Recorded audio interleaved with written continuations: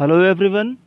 In this video we will read poem A of Unit 4.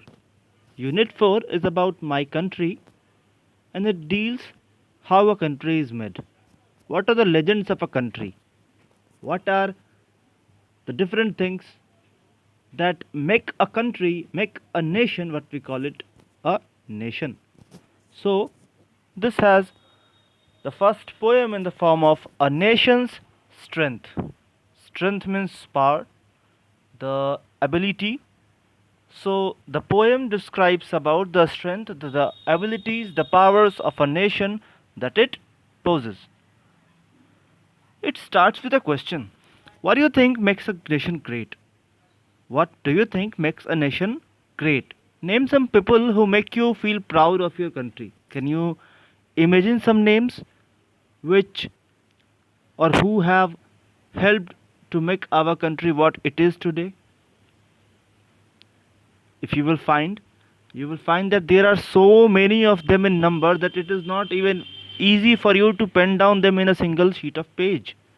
There will be thousands and thousands of people, right from the people who took part in the freedom struggle of India to now, like Kalam, like Abdul Kalam Azad, similarly like Vikram Sarabhai. So these are the great men. These are some great men who tried to make India what it looks today. Now let's get to the poem. What makes a nation's pillars high? Pillars, you know, and its foundations strong. What makes it mighty to defy the foes that round it throng? What makes a nation's pillar high and its foundations strong? What makes it mighty to defy the foes that round it throng? So the first stanza tells us about the reasons or the one who make the pillars of the nation high, जो country को हमेशा ऊंचा रखता है और इसके foundations को strong रखता है. So it what makes it mighty to defy, और क्या ऐसी कौन सी चीज़ है जो नेशन को इतनी माइटी, इतनी मजबूत बनाती है कि वो डिफाई कर सके, वो हरा सके द फोज, जो एनिमी इसकी तरफ आंख उठाकर देखते हैं. So in the first stanza we see that the poet is talking about the reasons and the power of the nation, that what gives it so much power that it can uphold itself even in the difficult times. It is not gold, its kingdoms grand go down in the battle shack, its shafts are laid on the sinking sand, not on abiding rock. And the poem says कि ये gold नहीं है, ये कोई सोना नहीं है. It's kingdom grand, इसकी जो किंगडम्स है वो काफ़ी ग्रैंड है, काफ़ी विशाल है.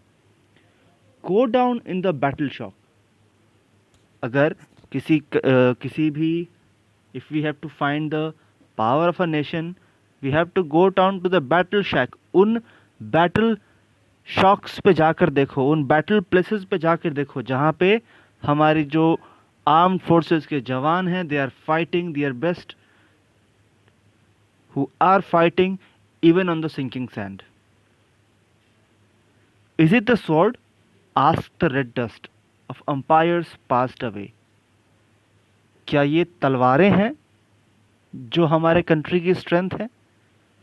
Asked the red dust of empires passed away. जो एम्पायर्स बीत चुकी, खत्म हो चुकी, वो पूछ रही हैं कि क्या ये तलवारें हैं जो हमारे कंट्री की स्ट्रेंथ है? The blood has turned their stones to rust, their glory to decay. आपस में लड़ लड़ के और दुश्मनों का सामना कर कर के इनकी तलवारों में भी रस्ट लग गया है, जंग लग गया है. And therefore their glory has come to a decay. और यही कारण है कि इनकी जो ग्लोरी है, इनकी जो प्रसिद्धि है, इनकी जो ख्याति है, which has ultimately now come to an end, because they have been suppressed by the suppressors for so long time that they have almost ended themselves fighting and to protect our nation. खुद को पूरी तरह से इन्होंने devote कर दिया ताकि अपनी कंट्री को लड़ करके बचाया जा सके. सो इट सेज कि इन ग्रैंड अम्पायर्स, जो हमारे जो ग्रैंड अम्पायर्स थे, जिनकी अपनी ग्लोरी थी, जिनकी अपनी एक प्रसिद्धि थी, they almost killed themselves, they almost ruined themselves in protecting us from our enemies. And is it pride? Ah, that bright crown has seemed to nations sweet, but God has struck its lustre down in ashes at its feet. और वो कहता है, poet कहता है कि क्या ये गर्व है? आह दैट ब्राइट क्राउन, ये जो क्राउन है, जो मुकुट है, has seemed two nations sweet, जो कभी देश की सबसे कीमती वस्तु हुआ करता था, but God has struck its lustre down, लेकिन ईश्वर ने, लेकिन समय ने इसकी चमक को खो दिया. God has struck its lustre down in ashes at his feet. और हमारे कंट्री का जो गोल्डन मोमेंट्स है, जो प्रीशियस मोमेंट्स है, जो चमक थी हमारे कंट्री की, that is now in ashes at his feet, वो अब ख़त्म हो चुकी है. Not gold but only main can make a people great and strong. वो कहता है कि सिर्फ गोल्ड से ही कोई कंट्री महान नहीं हो सकता है. It is only that main of the country make it strong and great. Men who for truth and honor sake stand fast and suffer long. वो लोग इसे महान बनाते हैं जिन्होंने सच के लिए, जिन्होंने सम्मान के लिए लंबे समय तक जो डिगे रहें, जो डटे रहें और तरह तरह की कठिनाइयाँ सही. सफरिंग्स, सफ़र मीन्स परेशानियाँ झेलना, स्टैंड फास्ट मतलब मजबूत खड़े रहना, ऑनर्स सेक मतलब देश की सम्मान के लिए. तो हमारा कंट्री जो है वो उन लोगों की वजह से ग्रेट है, स्ट्रांग है. For the man who stood against the suppressors, who stood against the oppressors, to show that no we have the courage and we have the will power that we can stand against any of our enemies. Brave man who work while others sleep.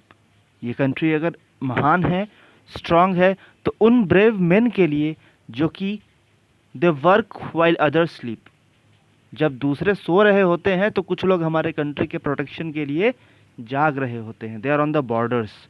Who dare while others fly, वो हिम्मत करते हैं, वो लड़ते हैं जब others fly. When others are busy in their own jobs they dare to fight.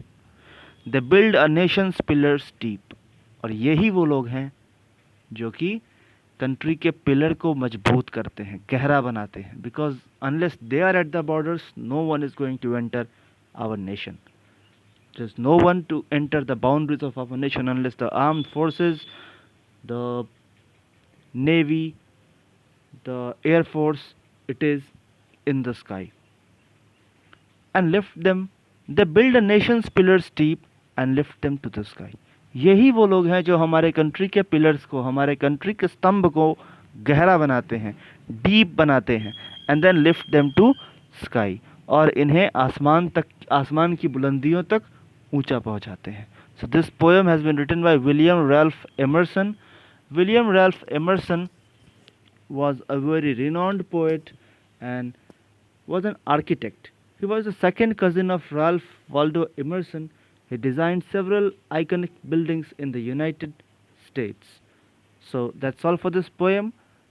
Thank you.